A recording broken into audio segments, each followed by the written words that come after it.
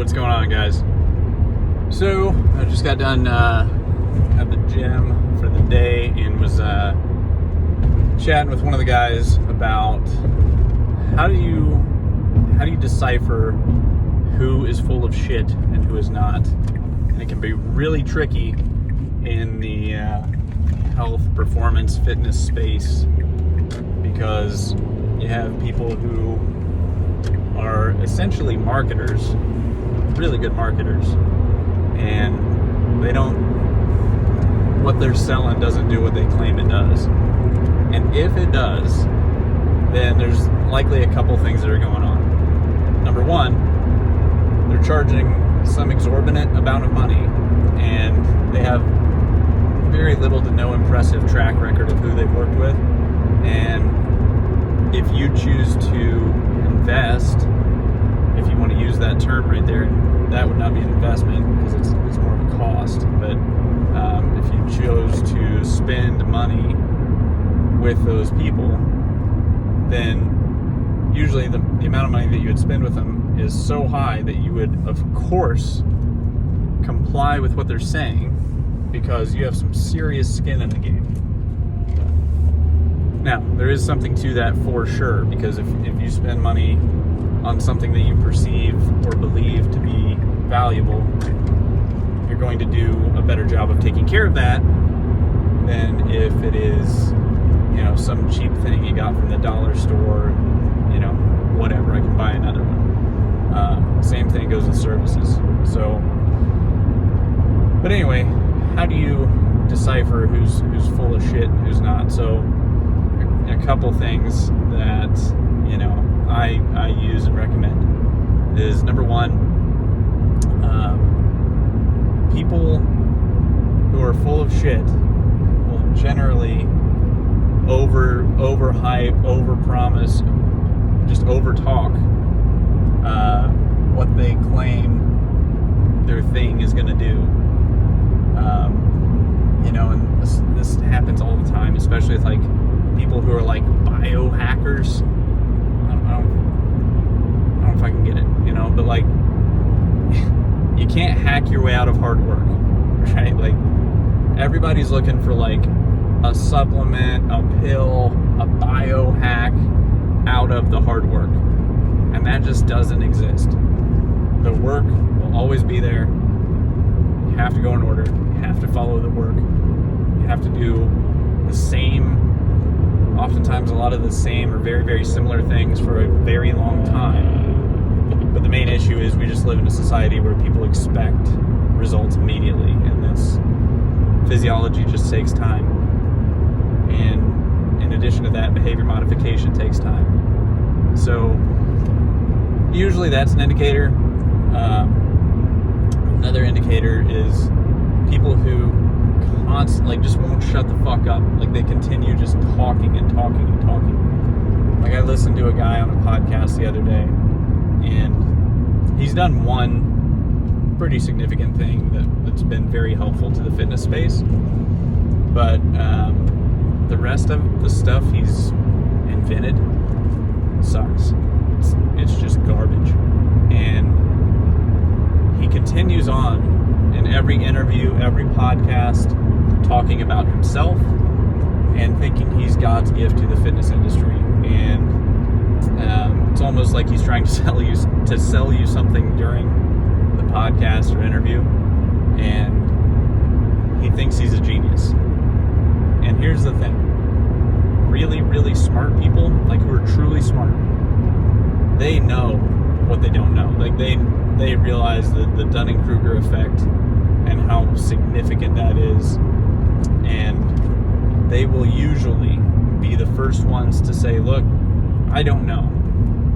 This is my XYZ area of expertise, and for the questions you're asking, I don't know, but let me point you in the direction of somebody who I think might know. Really smart people do that. The really dumb ones, or the ones who are just purely after money and don't care about people getting the results and all that other stuff, will try to make you believe that they always have all the answers. And in addition to that, they they like to act like they have the most complex problems in the world figured out, like it's no problem, so and the final thing that I've noticed, it's not a phenomenon, but it's I think it's started to happen a little bit more frequently, especially with social media, is you have some people who are world-class experts, true experts. I'm not being facetious when I say that. I mean like true world-class experts in a singular area. And they know they're smart, and they think because they've solved X problem, well, Y problem must not be that hard. I can figure that out.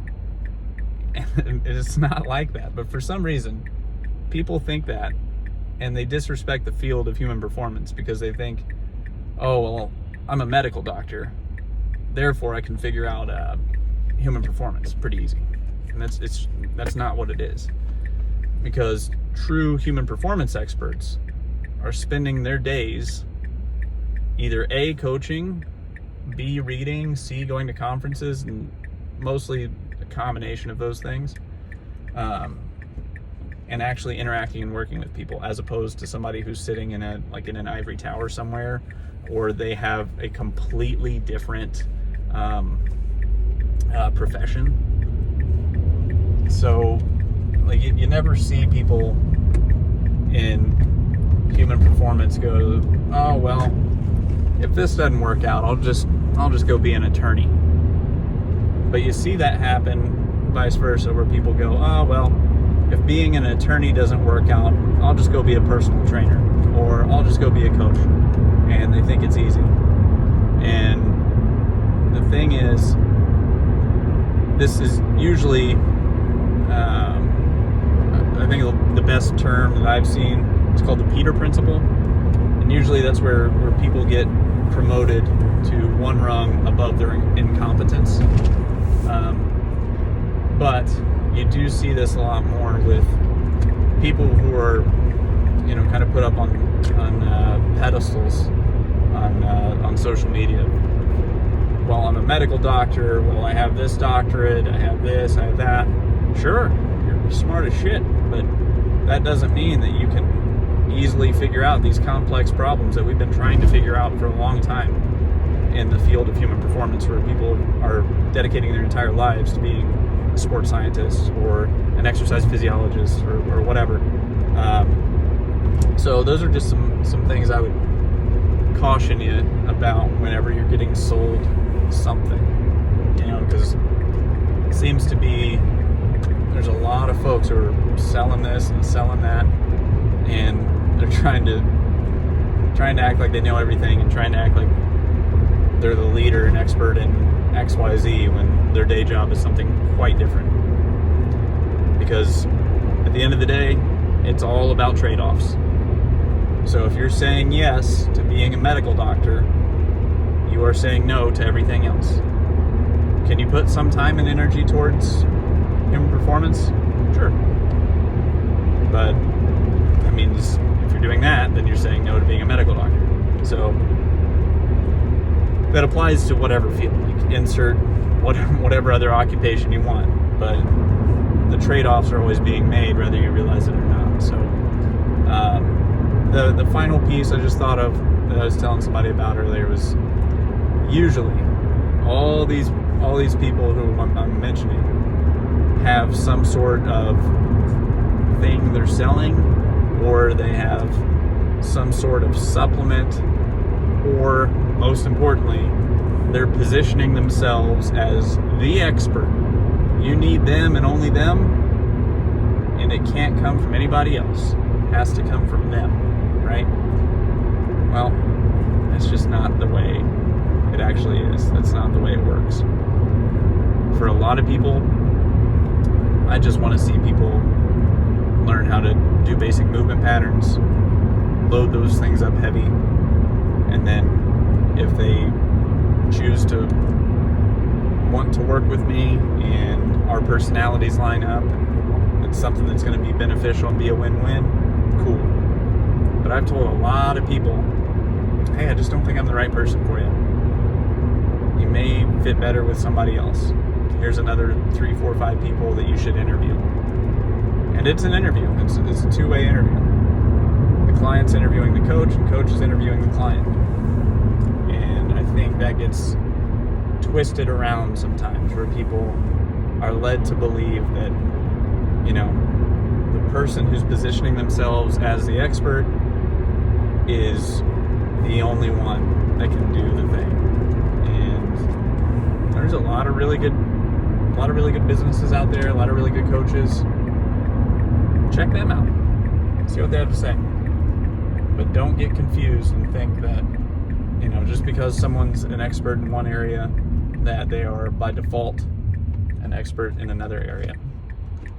And also don't feel like, since there's only one coach who's talking about this, that that's the only one. There's a lot more than the one. So anyway, if you have questions, in the meantime, comment, shoot me a DM.